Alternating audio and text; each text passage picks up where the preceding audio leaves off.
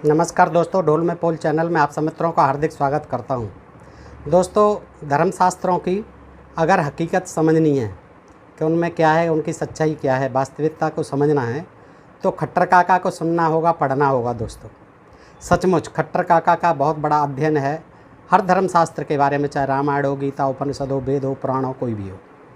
और बड़ी बेबाकी से सप्रमाण वो जो है तर्क करते हैं और तर्क रखते हैं दोस्तों। और उससे सब समझ में आता है कि इन तथाकथित धर्म ग्रंथों में लिखे हुए देवताओं के चरित्र और व्यवहार क्या हैं। तो दोस्तों, आज हम बगैर किसी विलंब के देखते हैं देवताओं के चरित्र और व्यवहार के बारे में। देखिए खट्टर काका का क्या अनुभव है। सप्रमाण ऐसे ही नहीं कहते, सप्रमाण जो है खट्टर काका बताते हैं। तो दोस्तों, ये भी बड़ा रोचक प्रसंग है। देवताओं के बारे में आपकी और हमारी सभी की जिज्ञासा रहती है, चाहे वो ब्रह्मा हो, विष्णु हो, इंद्र हो, देवता कोई भी, सूर्य हो, चंद्र हो, आदि जितने भी देवता हैं सब के बारे में और देवियों के बारे में भी इसमें बताया है दोस्तों। तो आइए सुनते हैं ये रोचक प्रसंग कि खट्टर काका ने हम लोगों के हाथ में जलपात्र देकर पूछा, आज सवेरे सवेरे तुम लोग कहाँ चले हो? आज शिवरात्रि है काका, हम लोग शिव जी पर जल चढ़ाने जा रहे हैं। इस फागुन की सुबह में अभी इतनी ठंडी हवा चल रही है और तुम लोग उन पर पानी डालने जाते हो। शिव जी ने तुम लोगों का क्या बिगाड़ा है जो इस तरह उन पर धावा बोलने जाते हो?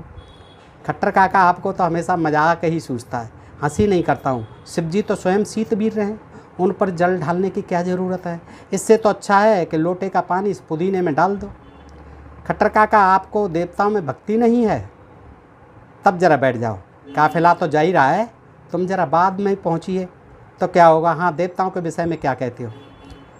यही कि उनमें भक्ति रखनी चाहिए खट्टर काका, लेकिन यदि पुराण प्रमाण देखा जाए तो भक्ति समझ में आएगी कि कैसे रखी जाए। मैं तो सभी देवताओं के चरित्र जानता हूँ, कहो तो एक एक की बखिया उधेड़ कर रख दूँ। मुझे तो कोई देवता ऐसा नहीं दिखता जो कामी, कपटी, कायर, कायल और क्रूर नहीं हो। दैत्य बल से जीतते थे, देवता छल से जीतते थे। मेरी समझ में तो देवता दैत्यों से भी ज़्यादा गिरे थे। खट्टर काका, आप तो हर बात में उल्टी गंगा बहा देते हैं। तो देवासुर संग्राम पढ़ो, जहाँ असुर लोग चढ़ाई करते थे कि देवतागण त्राह त्राह कर भागते थे। ब्रह्मा के यहाँ से विष्णु के यहाँ, विष्णु के यहाँ से महेश के यहाँ। तब उनसे भी नहीं संभलता था तो दुर्गा को गुहार आते थे। इसी वीरता पर महिषासुर ने फटकारा था, हत्याम त्वाम नेहन्यस्यामि देवानाम कपटमंडितानाम ये नारीम पुरतम कृत्वा जेतुम इच्छन्ति मा सठा। देवी भागवत 5/18। अर्थात जो देवता नारी को आगे कर कपट से मुझे जीतना चाहते हैं उन्हें मैं रण में सुला दूंगा। लेकिन देवताओं को लाज थोड़ी ही थी, देवी को आगे कर स्वयं अंचल की ओट में छिप जाते थे। तो क्या देवी देवताओं से ज़्यादा शक्तिशाली थी काका? इसमें क्या संदेह? विष्णु चतुर्भुज थे तो दुर्गा अष्टभुजा वाली थी। शिव बैल पर चलते थे तो दुर्गा सिंह की सवारी करती थी। शक्ति के बिना शिव केवल सब रह जाते हैं। तभी तो जब देवता लोग हारने लगते थे तो देवी की गुहार करते थे। त्रिपुरासुर से युद्ध करते समय शिवजी रथ के साथ गिर पड़े तो सभी देवता दुर्गा की स्तुति करने लगे कि देवी जी अब आप ही बचाइए। यह तो लज्जा की बात हुई खट्टर काका। अजी, देवताओं को तो लाज रहती तो छलपूर्वक विषकन्या के हाथ से दैत्यों को जहर पिला देते। समुद्र मंथन से अमृत निकला तो स्वयं पीकर अमृत हो गए और दैत्यों के आगे विष रख दिया। इससे बढ़कर अन्याय क्या होगा? ये लोग स्वार्थांध थे कि महर्षि दधीच से उनकी रीढ़ की हड्डी मांग ली वज्र बनाने के लिए, दैत्यों से युद्ध करने के लिए। खुदगर्जी में इतना भी विचार नहीं रहा कि क्या मांग रहे हैं, किसी इंसान की हड्डियां मांग रहे हैं। वो हड्डी वज्र बन गई। ऐसी जगह तो वज्रपात हो जाना चाहिए। खट्टर काका, आप एक तरफा फैसला करते हैं। देवताओं ने कैसे कैसे काम किए हैं सो भी तो देखिए। अजी, काम तो ऐसे ऐसे किए हैं कि उनका नाम भी नहीं लेना चाहिए। देवताओं के राजा इंद्र ने ऐसा पाप किया कि उसके शरीर में सहस्त्र भग हो गए। देवराज दुष्ट ऐसे थे कि जहाँ किसी को तपस्या करते देखते कि उनका इंद्रासन डोलने लगता था। जहाँ कहीं यह यज्ञ कार्य होने लगा कि मूसलाधार पानी बरसाने लगते थे। परंतु वह वीर कैसे थे ये नहीं जानते हो काका? ऐसे वीर के मेघनाथ ने रस्से में बांध दिया। अजी जो रात दिन अमरावती में पड़ा अप्सराओं के साथ भोग विलास में लिप्त रहेगा, वह युद्ध में कहाँ तक ठहरेगा। तभी तो पुराण में इंद्र की इतनी भर्त्सना की गई है। सची के समान पत्नी होते हुए भी सदा पर स्त्रियों में लिप्त, उन्हें नित्य नई नई युवतियाँ चाहिए। नव्या युवतयो भवन्ति महद्देवानाम, ऋग्वेद 30/55/16। उसे रात दिन सिंचन करना ही उनका काम था। उनमें नवयुवतियों में सिंचन करना ही इंद्र का काम था। तासु रेतः प्रासिंचतः सतपथ 2/11/1/5। देखिए सूर्य और चंद्रमा कैसे पुण्य प्रताप से चमक रहे हैं काका। दोनों में कोई देवता दूध के धोए नहीं हैं। सूर्य के पुष्प पुण्य का हाल ऊषा और कुंती जानती हैं। प्रताप का यह हाल है कि केतु बार बार निगल जाता है सूर्य का। समझो तो ये उच्छिष्ट हैं, झूठे हैं, निगल जाते हैं फिर उगल देते हैं वो राहु केतु दोनों को। तभी तो ज्योतिष में इनको पाप ग्रह कहा जाता है। तब गायत्री मंत्र में तेज कहाँ से आए। इसी से कितना भी धियो यो न प्रचोदयात, धियो यो न प्रचोदयात करने से कुछ फल नहीं निकलता है। सविता का गुण हमने इसी अर्थ में ग्रहण किया है कि प्रसविता का कार्य तेजी के साथ करते हैं। और चंद्रमा तो ऐसी कृति कर गए हैं, ऐसी करनी कर गए हैं कि अब तक मुँह पर कालिमा पुती हुई है। गुरु पत्नी का भी विचार नहीं किया। बृहस्पति की पत्नी तारा को लेकर भाग गए, उससे बुद्ध पैदा हुआ। खट्टर काका देवतागण आज अज अविनाशी होते हैं, अज अविनाशी होते हैं। हाँ, अज कहते हैं बकरे को और अविनाम भेड़ का है। उसके नाशक तो अवश्य होते हैं, भेड़ और बकरी के नाशक होते हैं।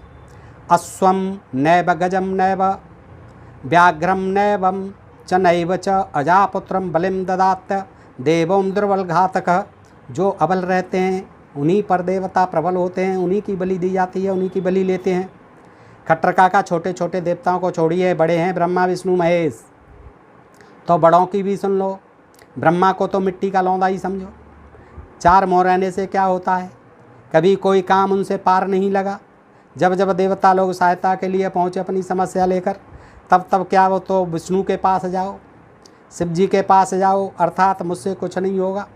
वह स्वयं साक्षी गोपाल की तरह पद्मासन लगाए बैठे रहेंगे। वैसा बोधा तो कोई देवता नहीं ब्रह्मा जैसा।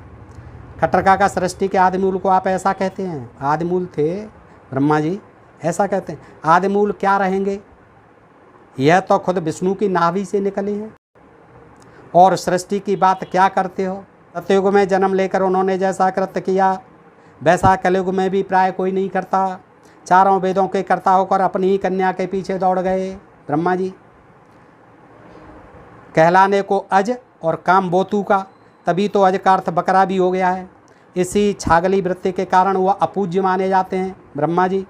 सभी देवताओं की पूजा हो जाने पर जो अक्षत यानी चावल शेष बचा रह जाता है वही उनके नाम पर छींट दिया जाता है। खट्टर काका सबसे बड़े हैं विष्णु भगवान। तब विष्णु की भी सुन लो, उनके जैसा मायावी तो कोई नहीं।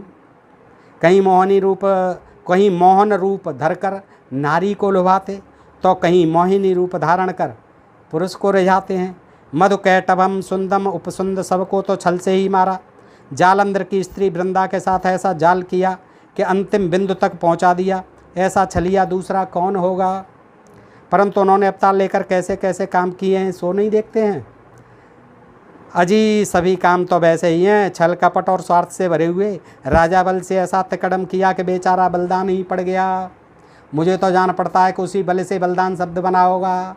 हम कहीं बाप से बेटे को लड़ाते हैं, हिरण्यकश्यप को प्रहलाद से, कहीं भाई से भाई को लड़ाते हैं, रावण को विभीषण से, बाली को सुग्रीव से, कहीं पति से पत्नी को फुटकाते हैं। कश्यप से बैर प्रहलाद से नाता, रावण को मार विभीषण को राज, राधा के साथ रास और उसके पति से साहब सलामत तक नहीं। खट्टर काका देखिए उन्होंने कैसे अन वक्त पर द्रौपदी की लाज बचाई। अजी मुझे तो ऐसा लगता है कि यमुना तट पर चुराई हुई गोपियों की साड़ियों को लेकर ही उन्होंने द्रौपदी के आगे ढेर लगा दी होंगी। जब तक स्वार्थ था तब तक वृंदावन बिहारी बने रहे और काम निकल जाने पर द्वारिका का रास्ता लिया। फिर क्यों राधा की खोज करेंगे। कभी एक चिट्ठी तक बेचारी को नहीं लिखी। जैसे यशोदा ने इतना मक्खन खिलाकर पाला पोसा, उन्हीं को कौन सा यश दिया। समझो तो वह किसी के भी नहीं थे।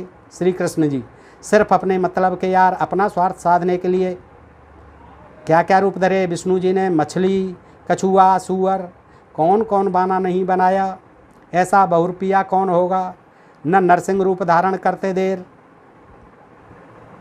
न बुद्ध बनते देर, न राम बनकर धनुष को तोड़ते हैं, परशुराम बनकर कुल्हाड़ी चलाते हैं। कभी बुद्ध के रूप में स्त्री को घर में छोड़कर बनकर रास्ता लेते हैं, कभी राम के रूप में खुद घर में रहकर स्त्री को बनकर रास्ता दिखाते हैं।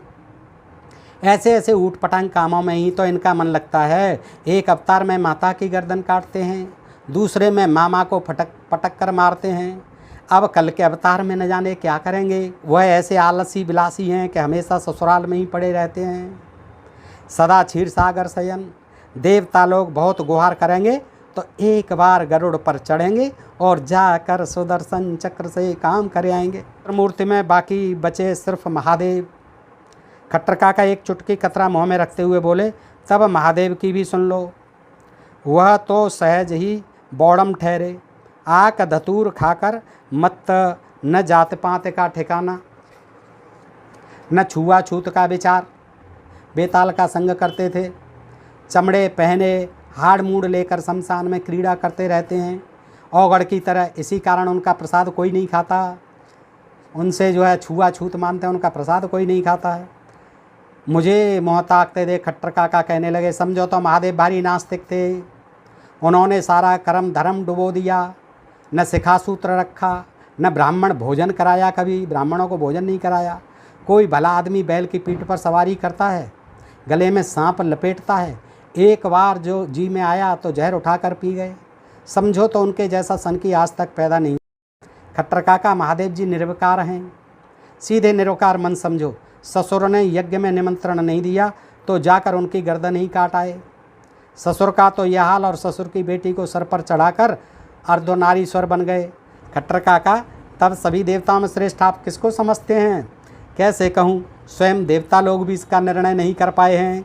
महादेव विष्णु को बड़ा मानते हैं, विष्णु महादेव को बड़ा मानते हैं, राम महादेव को पूजते हैं, महादेव राम नाम का जप करते हैं, सीता गौरी की पूजा करती है, गिरजा सीता का ध्यान करती है, पार्वती महादेव की आराधना करते हैं, महादेव दुर्गा की स्तुति करते हैं। ऐसा गड़बड़ घोटाला है कि स्वयं देवताओं को भी पता नहीं कि कौन बड़ा कौन छोटा है। नहीं तो महादेव के विवाह में कहीं गणेश की पूजा होती, पैदा भी नहीं हुए थे। वो तो बाद में पार्वती नहाते समय मैल से पैदा किए। क्या गड़बड़ घोटाला है। बाप की शादी में बेटे की पूजन हो रही है। खट्टर काका जो जितने बड़े देवता हैं वे उतने ही नम्र और विनयशील होते हैं। जी, देवताओं जैसा झगड़ालू कौन मिलेगा। इन लोगों में इस तरह लड़ाइयाँ हुई हैं कि क्या तीतर बटेर में होंगी। पहले तो आप बड़े तो आप बड़े, और जहाँ किसी बात पर बढ़ गई तो भिड़ंत तो होते भी देर नहीं। इंद्र और कृष्ण में, कृष्ण और महादेव में, महादेव और गणेश में किस प्रकार उठापटक हुई है।